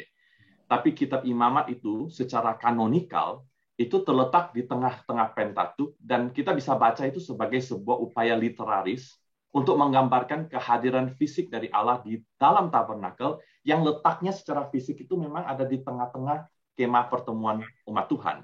Jadi kalau kita membaca kitab Keluaran, kita akan lihat tuh Tuhan memberikan instruksi tentang pembangunan kemah pertemuan sebagai tempat kediaman Tuhan di tengah-tengah umatnya. Setelah itu baru kita sampai kepada kitab Imamat yang kemudian mengajarkan kepada kita bagaimana umat Tuhan itu bisa terus merasakan dan menikmati kehadiran Tuhan di tengah-tengah mereka. Jadi isi dari kitab Imamat itu adalah instruksi praktis yang orang Israel harus lakukan secara reguler, baik di dalam tempat ibadah maupun kehidupan mereka sehari-hari, untuk mereka mempertahankan kehadiran Tuhan di tengah-tengah mereka. Nah, inilah yang disebut sebagai kekudusan, yaitu kehidupan yang berkenan kepada Tuhan, yang berbeda dari bangsa di sekitarnya, karena mereka hidup sesuai dengan firman Tuhan. Dan kekudusan seperti ini yang membuat Tuhan kemudian menjadi betah tinggal bersama dengan umatnya. Nah, kekudusan itu penting, baik di zaman Perjanjian Baru maupun di Perjanjian Lama. Tapi cara untuk mencapai kekudusan itu bisa berubah-ubah. Menyembah Allah itu penting, tetapi cara menyembah Allah itu tidak selalu sama. Nah, kalau dari perspektif ibadah, saudara bisa mengamati itu. Tadi saya sempat sebut tuh, bagaimana perubahan model ibadah dari masa ke masa di dalam sejarah bangsa Israel. Kalau kita baca 5 kitab Pentatukh dan kita melihat hubungan dari masing-masing kitab di dalam penempatan kanonikalnya di dalam Alkitab. Jadi walaupun kitab Imamat itu adalah kitab yang paling detil mengatur tentang ibadah Israel kuno, yang isi aturannya paling banyak, Tapi kalau kita baca misalnya Kejadian, Keluaran, Bilangan dan Ulangan, kita juga lihat ada banyak ritual yang kita bisa bandingkan dengan kitab Imamat untuk mengamati dan mempelajari perkembangan ibadah dan agama dari orang Israel yang kuno ini. Jadi kalau kita lihat misalnya dalam kitab Kejadian, kita melihat para leluhur orang Israel ini, misalnya Abraham, Ishak, dan Yakub, menyembah Tuhan di mana saja. Mereka pergi kemana saja, mereka bisa menyembah Tuhan. Dan tata penyembahan mereka kepada Tuhan itu, ibadah mereka itu tidak diatur. Jadi nggak ada aturan mengenai misalnya Abraham harus membangun altar yang jenis begini, yang begitu tidak boleh, yang begini doang yang boleh. Nggak ada. Juga tidak ada aturan yang jelas, yang mendetil tentang bagaimana tuh artinya hidup yang benar di hadapan Tuhan, kelakuan seperti apa yang benar di hadapan Tuhan, itu hampir tidak ada kalau kita baca. Lalu kemudian kita baca di dalam Keluaran, misalnya pasal 20-23, itu bisa dikenal dengan The Covenant Code. Kita melihat bahwa Tuhan memerintahkan bangsa Israel untuk membangun altar dari tanah untuk mempersembahkan korban. Nah, orang Israel masih boleh membangun altar untuk mengorbankan binatang di mana saja. Kalau mereka pergi kemana saja, mereka boleh membangun altar dan mempersembahkan korban. Tapi jenis altarnya itu sudah mulai diatur. Nah, di sini kita sudah melihat ada aturan-aturan untuk ibadah dan juga kita juga melihat ada aturan-aturan mengenai hidup sehari-hari. Tapi waktu kita sampai ke Imamat, kita mulai ada lihat sentralisasi ibadah. Dari yang tadinya boleh di mana saja, sekarang mulai spesifik. Mesti di kemah pertemuan. Tempat beribadah dan mempersembahkan kurban, itu tidak boleh lagi di luar tempat yang ditentukan Tuhan, yaitu di kemah pertemuan. Dan aturan ini nih, kalau saudara baca, nanti semakin jelas di kitab Ulangan, di mana ibadah itu merupakan kegiatan yang tersentralisasi di satu tempat saja. Nah, jenis kurban pun berubah. Dari yang tadi tidak spesifik menjadi semakin spesifik dan beragam. Ya.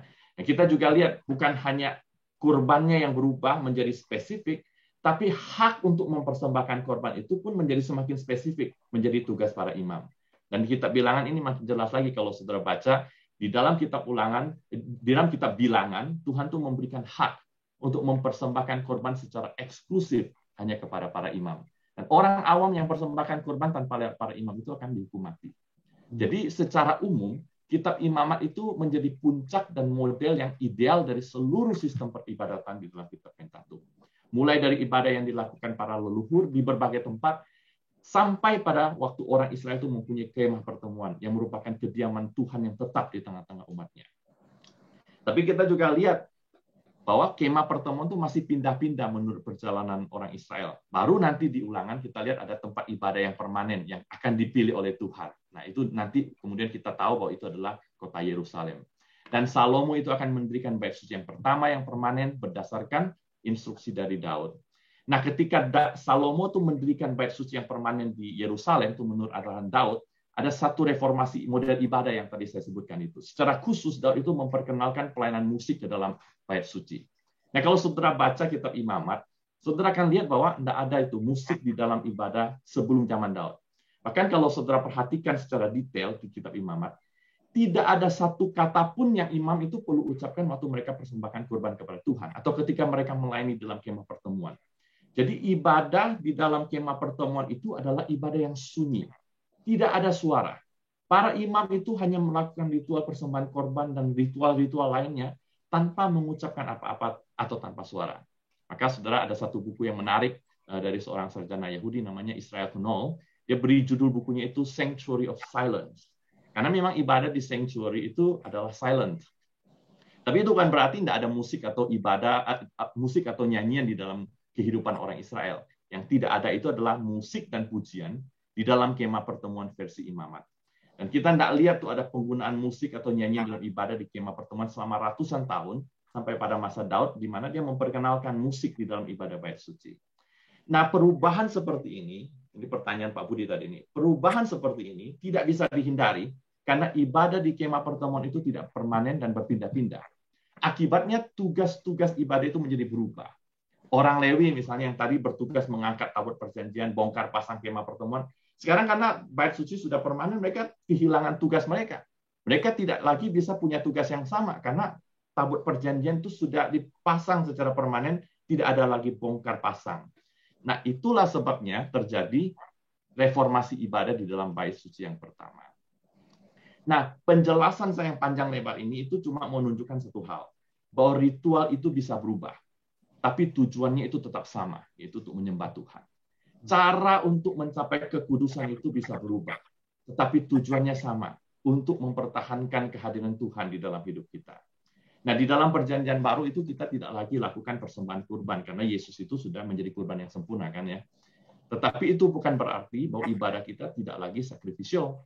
Kita tetap mempersembahkan korban kepada Tuhan, tetapi apa yang kita persembahkan dan tujuan kita memberikan persembahan itu tidak lagi sama. Misalnya, Paulus dalam Roma pasal 12, dia berkata, persembahkanlah tubuhmu sebagai persembahan yang hidup, yang kudus, dan berkenan kepada Allah. Itu adalah ibadahmu yang sejati. Bahasa yang digunakan oleh Paulus itu bahasa sakrifisial. Ya, kalau orang pada abad pertama itu membaca ayat ini, langsung pikiran mereka itu kepada bait suci, di mana korban-korban itu dipersembahkan. Tapi jenis korbannya berbeda. Tujuannya juga beda, bukan lagi untuk menghapus dosa, karena sudah digenapi di dalam Kristus. Prosedur pengorbanan juga beda, bukan dengan menyembelih atau membakar korban binatang. Tetapi orang Kristen mempersembahkan kurban dengan apa? Dengan tidak menjadi serupa dengan dunia. Berubah oleh pembaharuan budi kita untuk melakukan kehendak Allah. Jadi di sini kita melihat tuh, metafora pengorbanan digunakan untuk mengajarkan kepada orang Kristen, orang yang percaya kepada Tuhan, bagaimana kita sebagai orang yang di dalam Tuhan, yang berada di dalam perjanjian yang baru itu, menjadi kudus di hadapan Tuhan. Kira-kira begitu, Pak Budi. Ya, thank you. Tapi saya suspek nih, Pak Charleston, yang tadi Bapak kutip Sanctuary of Silence ya, sebenarnya nggak tepat-tepat juga ya, karena kambingnya kan embek semua kan, bunyi semua. Sebenarnya ada lagi suara yang kita bisa dengar di dalam bait suci selain suara binatang, itu adalah suara bel yang ada di bajunya imam besar pada waktu dia masuk ke dalam kemah pertemuan. Dan juga suara trompet pada waktu itu hari pendamaian. Hari raya pendamaian itu dibunyikan trompet. Jadi hanya itu saja suara yang kita bisa dengar di dalam kemah pertemuannya. Betul, Pak Budianto, ya? Ini menarik banget karena gini loh. Saya amati ibadah di gereja-gereja kita di Indonesia, yang namanya silence itu almost gone. Silence itu hampir hilang. Jadi saya kira ini satu aspek yang patut kita pertimbangkan dengan lebih serius ya. Apalagi ya silence and solitude juga menjadi sebuah disiplin rohani yang ditekankan terus ya. Tapi belajar dari kitab Imamat, saya juga menjadi merefleksikan apa fungsi dari musik di dalam ibadah.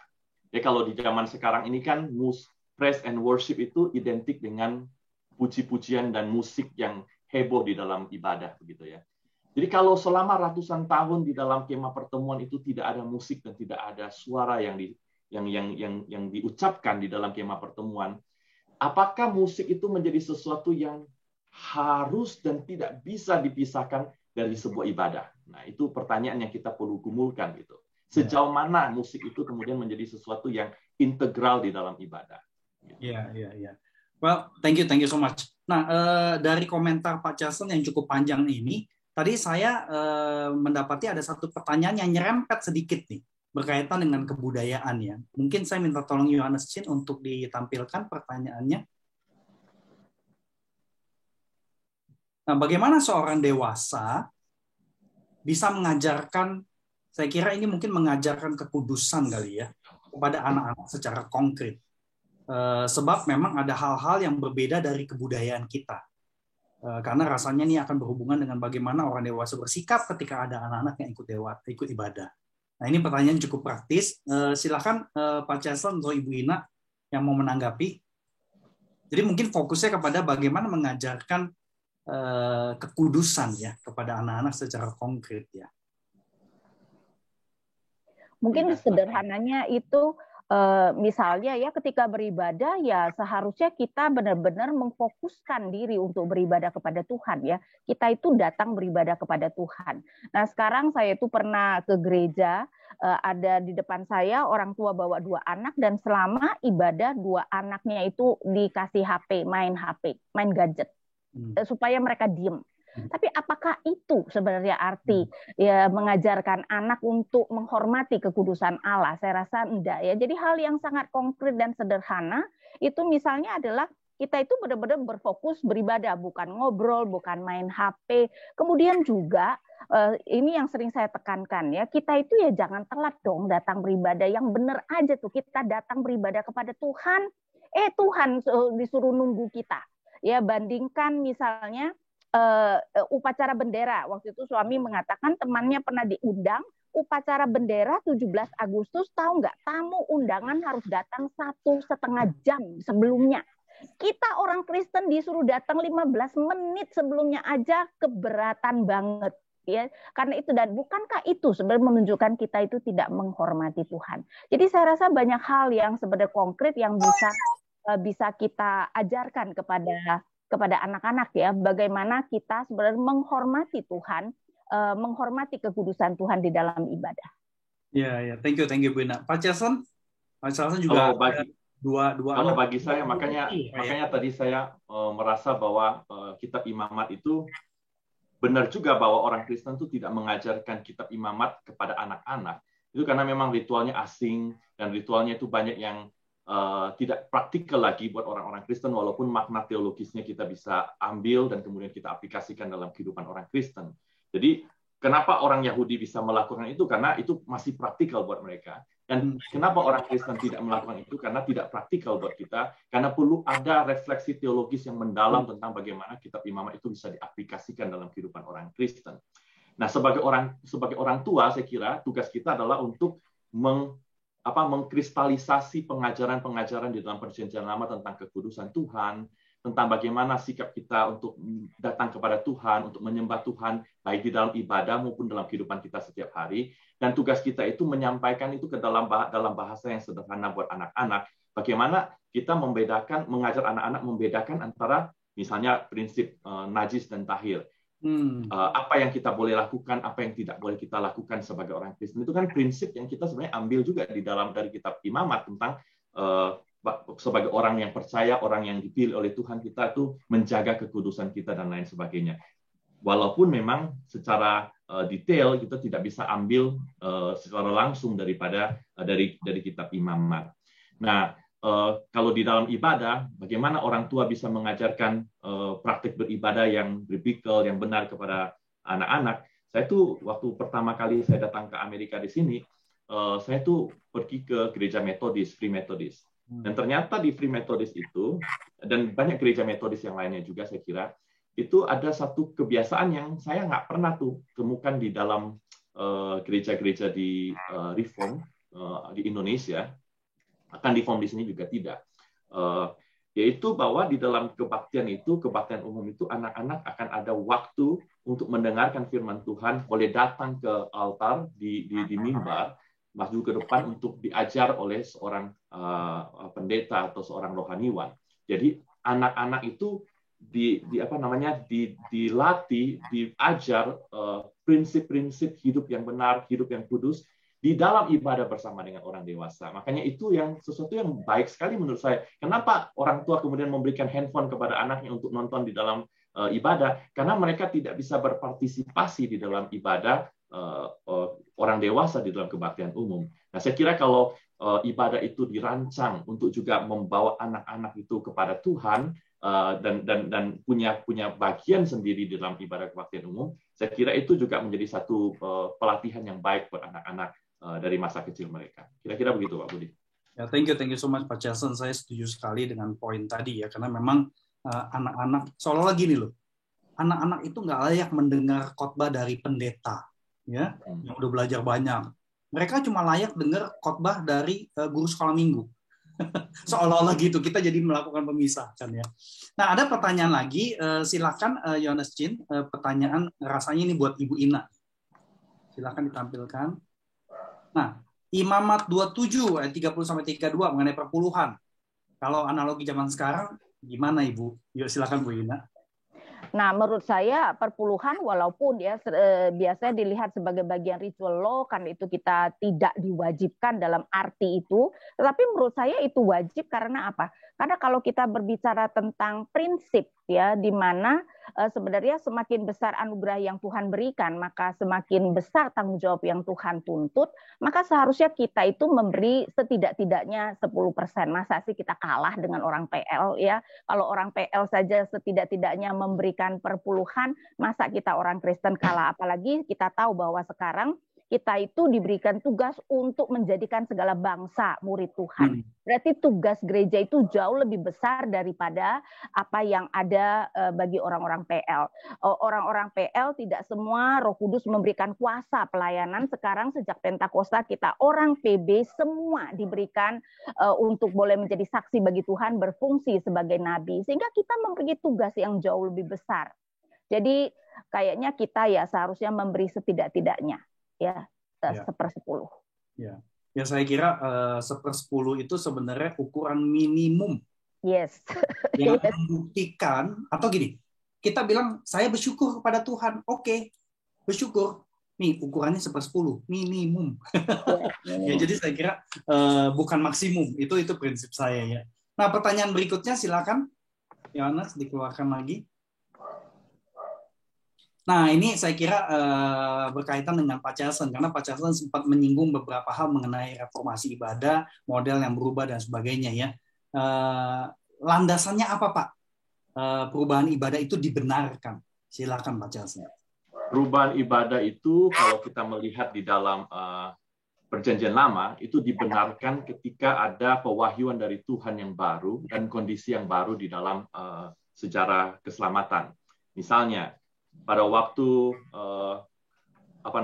orang Israel itu yang tadinya boleh beribadah di mana saja, kemudian harus beribadah di kemah pertemuan, itu karena ada situasi yang baru di mana Tuhan itu kemudian memutuskan untuk tinggal bersama-sama dengan umatnya di dalam kemah pertemuan, di tengah-tengah umatnya di dalam tanah perjanjian, sehingga Tuhan tuh memberikan perintah yang baru, dan melalui perintah yang baru itulah kemudian ibadah itu berubah.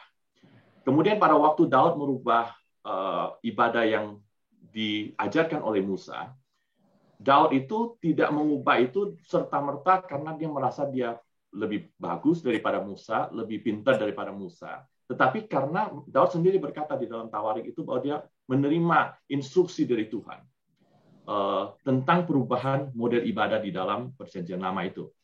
Jadi selain kenapa dia terima instruksi yang baru dari Tuhan, karena memang situasi berubah dari tadi yang kemah yang tidak permanen, kemudian menjadi kemah yang permanen. Nah, tapi perubahan itu tidak serta-merta itu datang dari pemikiran sendiri atau dari pengalaman sendiri, tidak seperti itu, tetapi dari pewahyuan.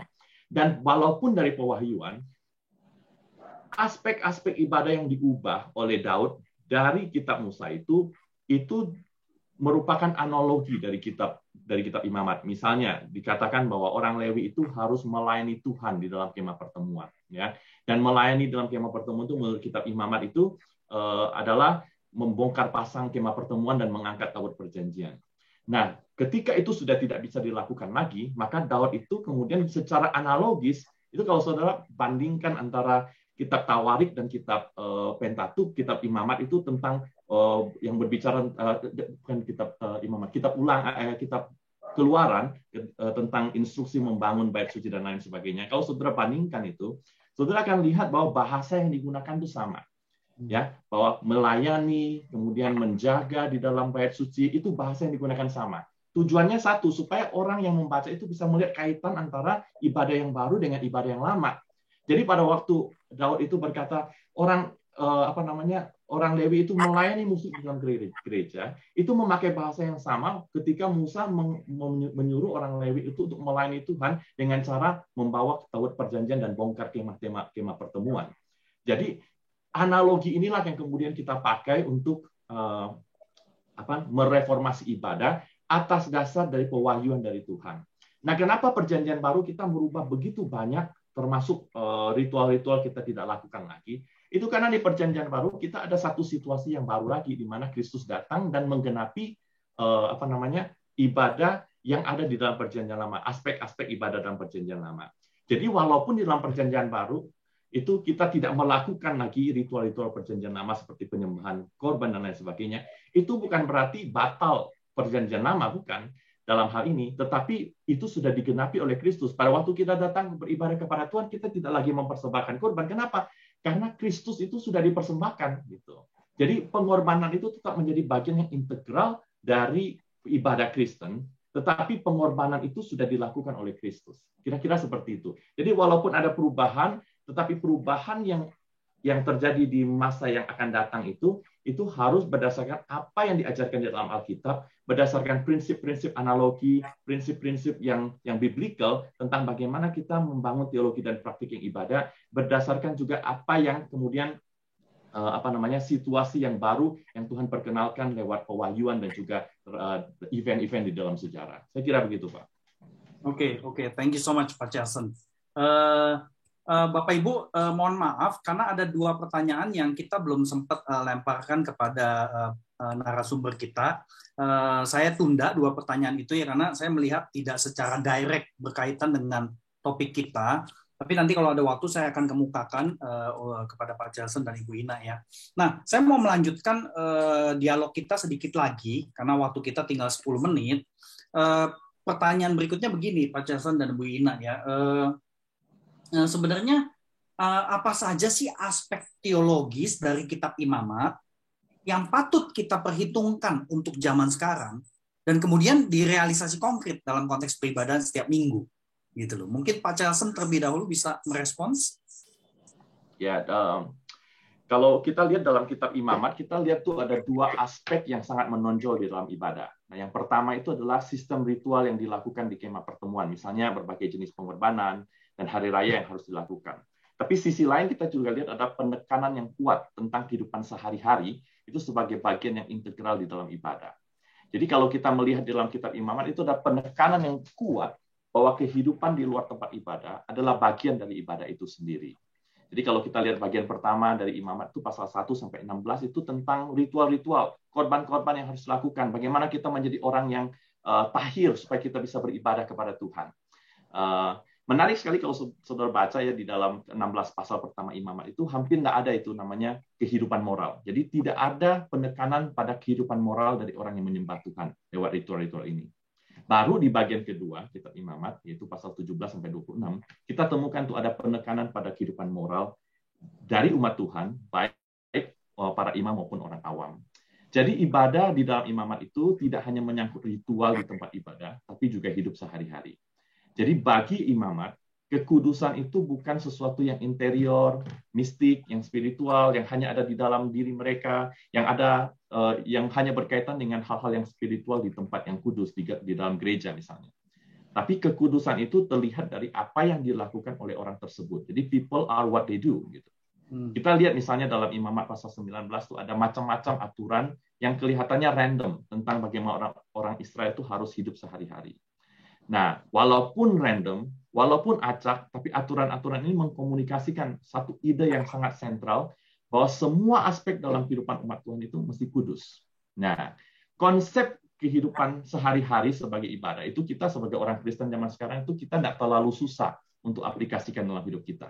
Ya, walaupun ada peraturan-peraturan spesifik dalam Imamat yang kita tidak bisa terapkan secara langsung. Tapi secara prinsip, hidup kita di luar tempat ibadah itu merupakan ibadah kepada Tuhan. Yang lebih sulit lagi untuk diaplikasikan sebenarnya adalah sistem ritual dalam kitab Imamat. Nah, hal pertama yang kita perlu perhatikan terkait hubungan antara kitab Imamat dan ibadah Kristen zaman sekarang adalah ibadah yang menekankan sistem kurban seperti dalam PL itu tidak serta-merta menjadi tidak relevan dengan dimulainya perjanjian yang baru di dalam Kristus. Yang terjadi adalah transformasi sistem beribadah yang digambarkan di dalam perjanjian lama dengan pemaknaan yang baru di dalam Kristus. Kita sekarang memang melakukan hal yang berbeda dengan apa yang dilakukan oleh orang Israel di zaman perjanjian lama. Tapi apa yang kita lakukan itu seringkali punya makna yang sama dengan apa yang dilakukan dalam ibadah perjanjian lama. Khususnya kalau kita berbicara tentang sentralitas dari kurban dan imam yang mempersembahkan kurban. Kita tuh memang tidak lagi mempersembahkan kurban binatang untuk menebus dosa kita. Karena Kristus sudah lakukan buat kita. Oleh karena itu, ritual pengorbanan binatang itu sekarang berganti dengan peringatan dan pengorbanan Kristus lewat perjamuan kudus, misalnya. Nah, sama seperti orang Kristen, orang Israel, mereka datang bawa kurban, mereka letakkan tangannya di kepala binatang kurban. Kita juga datang tuh kepada Tuhan dan mengaku dosa kita di depan Kristus yang adalah kurban penghapus dosa kita, yang juga sekaligus imam besar kita. Nah, di dalam imamat kita lihat ada persembahan kepada Tuhan untuk berbagai hal selain penyucian dosa. Misalnya ada kurban karena mereka bersyukur kepada Tuhan. Nah, kita juga begitu, kita tidak lagi menyembelih binatang untuk bersyukur kepada Tuhan, tapi kita masih tetap memberikan persembahan pujian kita kepada Tuhan, seperti di dalam bait suci. Nah, persembahan kurban untuk mensupport para pelayanan imam, misalnya di dalam kemah pertemuan, kita tetap lakukan, mensupport pekerjaan Tuhan di dalam gereja lewat persembahan harta kita. Dan Paulus dalam Roma pasal 12 juga menasihatkan begini, kita mempersembahkan hidup kita sebagai persembahan yang harum dan berkenan kepada Tuhan. Jadi kalau kita datang beribadah kepada Tuhan, kita memaknai elemen-elemen di dalam ibadah kita melalui teologi dan praktik ibadah yang diajarkan di dalam Perjanjian Lama, secara khusus melalui metafora sistem pengorbanan dalam kitab Imamat. Kedatangan Kristus buat kita tidak lagi melakukan ibadah seperti Perjanjian Lama, tetapi ibadah dalam Perjanjian Lama itu tetap merupakan blueprint untuk kita memahami ibadah sebagai orang Kristen. Nah, hal kedua yang kita bisa pelajari dari ibadah di Perjanjian Lama yang kita bisa konkretkan itu adalah bagaimana ibadah itu seringkali strict sekali, tetapi dalam kondisi tertentu bisa berubah. Nah, hal ini mungkin bisa beri insight kepada kita menyangkut prinsip ibadah dalam tradisi reform, khususnya dalam diskusi tentang regulative principle dan normative principle. Nah, secara sederhana nih, normative principle itu kan mengajarkan apa yang tidak dilarang di dalam kitab suci itu diperbolehkan di dalam ibadah. Sedangkan regulative principle itu mengajarkan bahwa apa yang tidak diperintahkan Tuhan di dalam kitab suci itu dilarang di dalam ibadah. Nah, dengan kata lain tuh praktik ibadah tuh harus berdasarkan apa yang diperintahkan oleh kitab suci, gitu ya, oleh Tuhan di dalam kitab suci. Nah, kalau saudara baca kitab Imamat, ya, nanti kalau saudara ada waktu sendiri, saudara baca kitab Imamat, saudara pikir, menurut saudara, ibadah di dalam Israel kuno itu menganut prinsip normatif atau prinsip regulatif? Kalau saya baca kitab Imamat, tampaknya ya bagi saya ibadah di kitab Imamat itu begitu strict dan menganut regulatif principle. Semua hal diatur, tidak boleh tambahkan apapun yang Tuhan tidak perintahkan. Makanya kita baca dalam Imamat pasal 10 misalnya, itu berbicara tentang dua anak Harun yang namanya Nadab dan Abihu. Mereka mempersembahkan api asing yang tidak diperintahkan Tuhan. Akibatnya apa? Mereka dihukum mati oleh Tuhan. Kenapa dihukum mati? Karena mereka memperkenalkan elemen dalam ibadah yang tidak diperintahkan oleh Tuhan. Nah, orang reform itu pada umumnya menganut apa? Regulative principle. Dan prinsip ini bagus. Karena prinsipnya adalah kita melakukan ibadah itu berdasarkan firman Tuhan. Tapi biasanya orang tidak setuju ya bagaimana kita menerapkan prinsip ini di dalam ibadah. Nah, saya tidak membahas tentang kekuatan, kelemahan, regulative principle dan normative principle, itu nanti bagiannya Pak Budianto ya. Tapi kalau kita amati ya, yang saya jelaskan tadi perkembangan model ibadah itu, walaupun imamat itu strict dengan ibadah yang sudah baku, tidak boleh ditambah dan dikurangi. Toh akhirnya di zaman Daud itu harus melakukan penyesuaian lagi. Ya. Jadi bagi saya, ibadah itu harus berdasarkan firman Tuhan. Tetapi Tuhan punya banyak cara untuk menunjukkan kepada kita bagaimana kita harus beribadah. Ada hal yang diubah, tapi perubahan itu bukan tanpa dasar teologi sama sekali di dalam sistem yang lama. Jadi tidak mesti ada kalimat yang bentuknya perintah, baru langsung kita boleh lakukan di dalam ibadah. Walaupun kita menganut regulative principle. Nah, pada waktu kita membangun teologi dan praktik kita sebagai orang Kristen, tentu tidak sama dengan ibadah dalam Perjanjian Lama. Karena Kristus datang memberi sebuah kondisi dan perspektif yang baru. Tapi ibadah kita harus dibangun dengan melihat berbagai teologi dan praktik ibadah di dalam sejarah keselamatan. Dan salah satu yang paling jelas dan paling komprehensif itu ada di dalam kitab Imamat. Kira-kira begitu, Pak Budi. Ya, thank you so much, Pak Jason. Nah, ada satu pertanyaan, mungkin silakan Yohanes bisa ditampilkan. Ini kita waktunya tinggal 3 menit. Ya, satu pertanyaan. Bagaimana Pak Jason, Bu Ina berpendapat tentang anak-anak diperkenankan mengikuti perjamuan kudus atau tidak? Mungkin Ibu Ina boleh bantu menjawab pertanyaan ini. Nanti kalau Pak Jason ada tambahan, saya persilakan. Nah, saya tahu ini yang kemudian menjadi sesuatu yang banyak diperdebatkan ya. Karena kalau dipikir bahwa Paskah kan anak-anak di dalam PL asal mereka sudah disunat dan kita tahu mereka disunat umur 8 hari kan seharusnya mereka kemudian sudah boleh mengikuti Paskah ya. Terus terang saya tidak mengikuti perdebatan itu, tetapi dalam hal itu kelihatannya itu adalah sesuatu yang sebenarnya kita bisa benar-benar pikirkan ya, apakah itu adalah sesuatu yang baik untuk kita lakukan. Di satu pihak kita tahu ya bahwa apa yang Paulus katakan, kita harus sangat berhati-hati dengan perjamuan kudus gara-gara banyak orang yang sakit dan dimatikan. Tapi untuk itu mungkin gereja akhirnya terlalu terlalu strict ya di dalam kemudian bagaimana kita mengikuti perjamuan kudus. Jadi saya rasa itu merupakan sesuatu yang mungkin perlu kita pertimbangkan.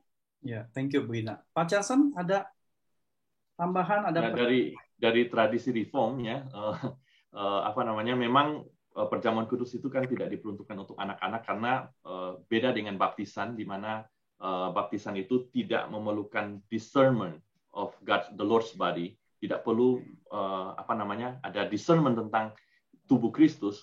Perjamuan kudus di dalam 1 Korintus itu kan berbicara tentang bagaimana orang yang percaya mengambil bagian dalam perjamuan kudus itu harus discern the Lord's body before taking or partaking perjamuan kudus gitu.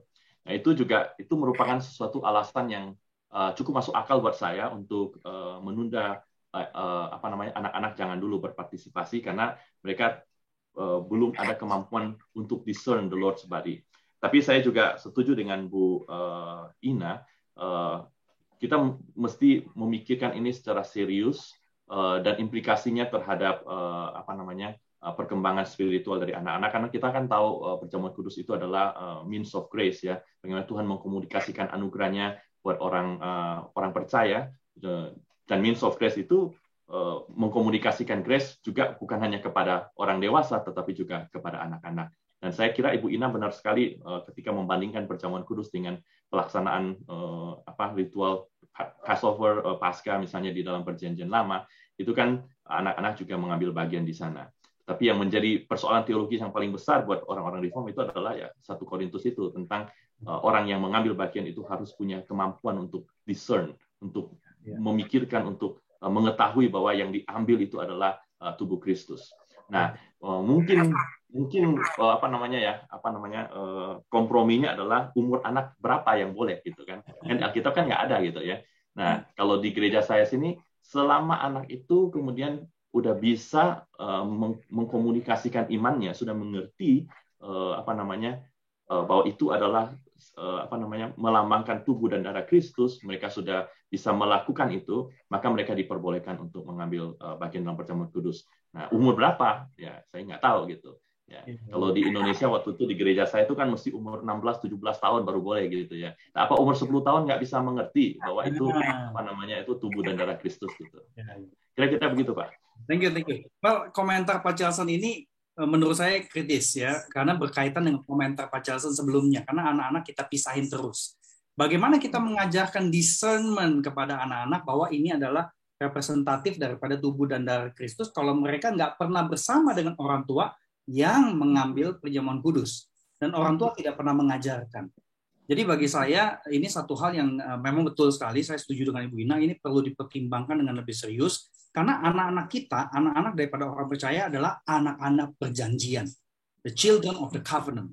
Saya kira ini satu hal yang kritis ya untuk kita pikirkan, khususnya buat kita dari tradisi reform. Well, waktu kita udah habis, udah jam 9:02 ya. Sebelum kita mengakhiri seluruh perbincangan kita ya, saya munculkan satu slide yang tadi Pak Charlson sudah sempat singgung ya. Jadi ini sekedar semacam summary dari dua prinsip yang paling umum, yang paling sering dikutip di dalam tradisi reform mengenai ibadah. Regulatif principle dan normatif principle. Nah, di dalam realita ya, ketika kita pengen mengambil keputusan-keputusan mengenai peribadahan, dua prinsip ini tidak selalu mudah untuk diterapkan.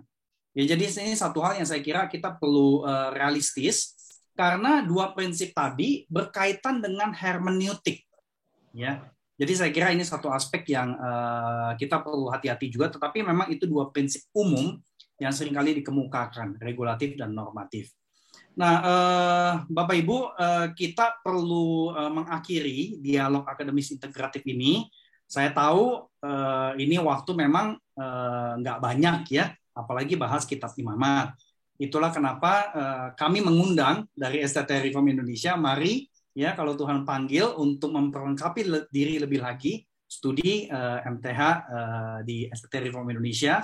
Salah satu konsentrasinya juga adalah ibadah dan pelayanan gerejawi. Nah, sebelum kita tutup, saya mau mengajak kita untuk foto bersama dulu, Bapak Ibu. Ya, kalau boleh silakan buka kameranya. Nanti kemudian setelah kita foto, saya mengundang Pak Charleston, Ibu Ina, kalau ada kalimat penutup, ya setelah itu kita akan doa. Ya, yuk kita semua untuk buka kameranya dan minta tolong Jason untuk bantu mengambil foto buat kita semua. Ya, ini mungkin Jason bisa kasih instruksi, Jason. Oke, Pak. Malam Bapak Ibu semua. Ini ada 6 halaman, jadi mohon menahan senyum dan posenya untuk 6 kali foto. Oke, semua udah siap ya? Oke, di halaman pertama 1, 2, 3. Halaman kedua 1, 2, 3. Halaman ketiga 1, 2, 3. Halaman keempat 1, 2, 3. Halaman kelima 1, 2, 3, dan halaman ke-6 1, 2, 3. Oke, terima kasih semua sudah difoto. Thank you, Jason. Silakan Pak Charleston atau Ibu Ina terlebih dahulu kalimat penutup kaitan imamat dengan peringatan Jumat Agung hari ini. Saya persilakan.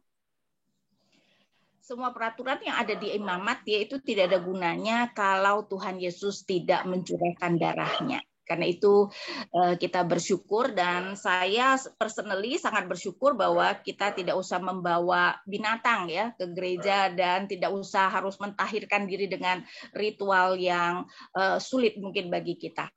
Itu aja. Thank you, Bu Ina. Pak Charleston. Ya, setelah kita belajar tentang imamat dan seluruh Alkitab, kita tuh bisa saja tuh bangun teologi dan praktik ibadah yang biblikal dan sesuai dengan apa yang diajarkan oleh Alkitab. Tapi seperti yang Ibu Ina tadi sampaikan, semua upaya kita untuk menjadi kudus dan sempurna lewat ibadah kita itu pada akhirnya akan menjadi sia-sia kalau Kristus tidak mati buat kita. Kematian Kristus hari ini tuh mengingatkan kita bahwa ibadah yang berkenan kepada Tuhan itu bukan karena kita bisa mengerti apa itu ibadah yang baik, bukan karena kita bisa menyusun tata ibadah yang biblikal, bukan karena kita bisa nyanyi musik yang terbaik atau melayani sebagai pelayan ibadah yang skillful atau memberikan persembahan yang banyak di gereja. Ibadah kita berkenan kepada Tuhan semata-mata hanya karena Kristus sudah mati buat kita ketika kita masih berdosa. Kematian Kristus itu menjadi jaminan bahwa ketidaksempurnaan kita itu di dalam hidup kita, di dalam ibadah kita itu akan disempurnakan lewat pengorbanan Kristus. Nah, itulah sebabnya kita tidak menjadi sombong kalau ibadah kita rasa bagus. Sebaliknya kita juga tidak menjadi putus asa atau menyerah dalam perjalanan iman kita, terutama kalau kita merasa lemah dan berbuat dosa dan tidak layak untuk menyembah Tuhan. Kristus sudah mati buat kita bisa mencari kasih karunia dan pertolongan Tuhan dengan menghampiri Dia di dalam hidup dan ibadah kita. Dan kalau Kristus sudah mati, mempersembahkan hidupnya buat kita juga mesti berusaha mati-matian mempersembahkan hidup kita sebagai persembahan yang hidup, yang harum, yang kudus, yang berkenan kepada Tuhan. Nah, itu adalah ibadah kita yang sejati. Amin. Ya, puji Tuhan, Pak Charleston, Ibu Ina. Saya kira satu take point yang saya bawa pulang adalah jangan sampai kita menganggap kitab imamat tidak lagi relevan, khususnya secara teologis. Karena jelas banget kekudusan tetap saja relevan.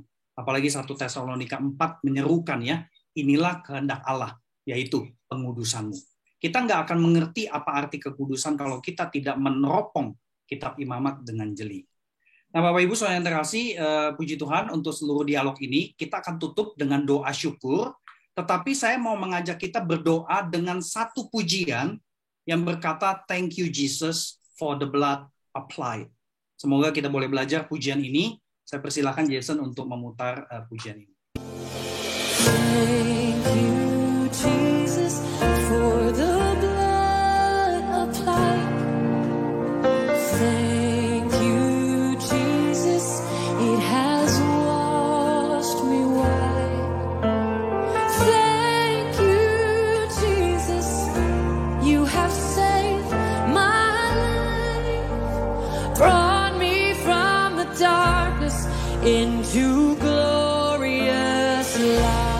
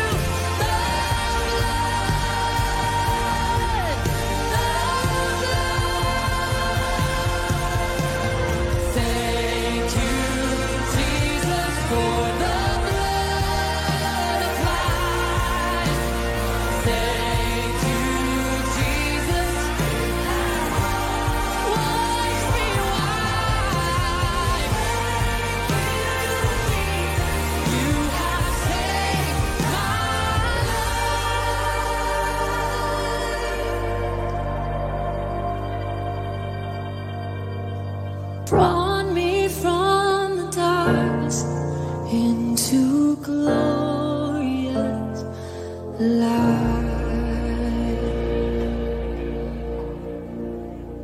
Glory to His name. Glory to His name. There to my heart was the blood applied. Glory to His name. Amin. Selamat Jumat Agung, Bapak Ibu. Tuhan Yesus memberkati. Sampai ketemu lagi di lain kesempatan. Selamat malam. Oke, selamat malam semua. Dan berkati semuanya. Selamat malam.